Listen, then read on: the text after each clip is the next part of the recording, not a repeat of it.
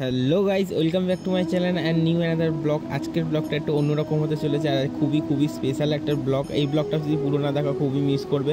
আজকে আমরা চলে গেছিলাম বৃষ্টি ভেজা সন্ধ্যাবেলা 3 মূর্তি মিলে এই গোপুর সিংহাসনটা আনার জন্য। আর আমি তো খুব এক্সাইটেড, মানে আমার বলার কোনো ভাষা নেই, কারণ আর আমরা ছিলাম 3 জন, মানে আমি, দুষ্টু আর দিদি।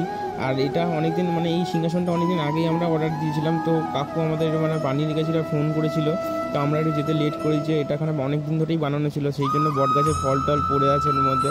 এখানে বুঝতেই পারছো দুষ্টুও খুব খুশি, কারণ ও তো বেশি খুশি হবে সব থেকে, কারণ ও অনেক দিন ধরে চাইছিল যে গোপুর জন্য একটা নতুন সিংহাসন আনার জন্য।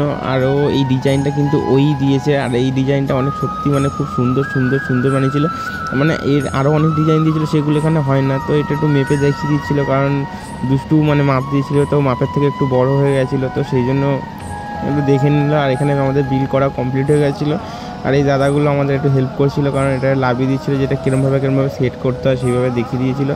আর দেখানোর পরে এটা আমাদের বেঁধে বাঁধা হয়ে গেছিলো। আর এটাই দেখতে পাচ্ছি আমার গাড়িতে করে এখন নিয়ে যাওয়া হবে গোপুর সিংহাসনটা। তাই এটা আমরা ভালো করে বেঁধে নিলাম, আর কারণ বুঝতেই তো পারছো রাস্তার অবস্থা আছে, আর কিছু বলার নেই। এখানে আমাদের এখন বাঁধা কমপ্লিট, চলো এখন যাওয়া যাক। আর বাড়িতে আসার সাথে দেখো আমাদের কাজ স্টার্ট হয়ে গেছে। আর এটার মধ্যে এটা ধুয়ে নিচ্ছিলাম, ধুয়ে একটু ভালো করে পরিষ্কার করে নিচ্ছিলাম, কারণ এটার মধ্যে অনেকটা দাগ ফাগ লেগেছিল। তো ওনারা বলছিল যে এরকম এটা বাড়িতে গিয়ে শ্যাম্পু জল করে ভালো করে ধুয়ে নেবে, এই জন্য আমি, দুষ্টু আর দিদি মিলে 3 জন মিলেই ধোয়াধুয়ি করছিলাম। তো ভালো করেই পরিষ্কার করছিলাম, কারণ একবারেই ধুয়ে ঘরের ভেতরে ঘরের সিংহাসনটা বসিয়ে দেবো, তো সেই কারণে।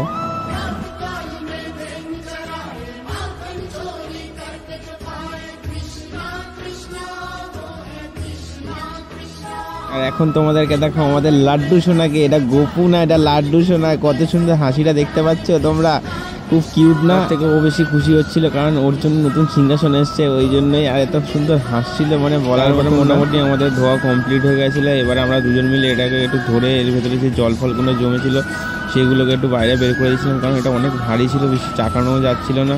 আর ওনারা বলেছিল ঝা করবে, চাকিয়ে করবে, বেশি ঘষাঘষি করবে না, তাহলে পায়া খুলে যাবে। তো ওই কারণে আমরা বেশি ঘষাঘষি করছিলাম না। তারপরে দিদি আর ও মিলে এটাকে ঢোকাচ্ছিল, ভেতরে নিয়ে আসছিল। সত্যি খুব ভারী ছিল, ওই জন্য 2 জন মিলে নিয়ে আসলাম। সত্যি আমি তো খুব খুশি ছিলাম, কারণ প্রথমবার বাড়িতে একটা সিংহাসন আসছে, ওদের বাড়িতে হোক আর আমাদের বাড়িতেও একটা গোপাল আছে। আর খুব খুশি ছিল, দেখতে পাচ্ছ দিদি কোলে করে নিয়ে বসে, হাসিটা খালি দেখো একবার, ভালো করে দেখলে তোমরা বুঝতেই পারবে যে ও কতটা এক্সাইটেড। ও এক্সাইটেড, আমরাও ওর থেকে বেশি এক্সাইটেড, খুব ও খুশি হচ্ছে, ওই জন্যই এত হাসছে। এখানে দুষ্টু দেখো পরিষ্কার করে একদম বসিয়ে দিয়েছে, ওকে দিয়ে দেখছে যে কীরকম লাগছে। আর তোমরা অবশ্যই কমেন্টে জানিও কেমন লাগলো তোমাদের ভিডিও। লাড্ডু সোনা কতটা কিউট সেটা অবশ্যই কমেন্টে জানাতে ভুলো না। তো আরও ভিডিও আসবে লাড্ডু সোনার, কারণ সামনেই জন্মাষ্টমী পুজো রয়েছে। তো পুজোতে পুরো ব্লগটা আমি তোমাদেরকে শেয়ার করব, যে ওর কী খাবার থেকে শুরু করে সব কিছু। তো চলো, ভিডিওটা ভালো লাগলে আবার বলছি অবশ্যই লাইক কমেন্ট শেয়ার করো। আর ভিডিওটা কেমন হলো অবশ্যই জানিও। একে দেখো, এও বেশি করে লাফালাফি